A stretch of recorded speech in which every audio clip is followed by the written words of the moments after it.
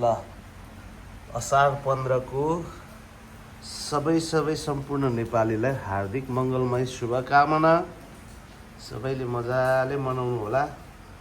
हामीले चाहिँ यो अब चिउरा, आँप, केरा, दही, चिनी, सक्खर, महहरू राखेर खाने कार्यक्रम भइरहेछ। यो चाहिँ मेरो हो र बाहिर चाहिँ मजाले आज असार 15 भनेर जनै राखेको छ। पानी मजाले परिरहेछ है, पानी मजाले आइरहेछ।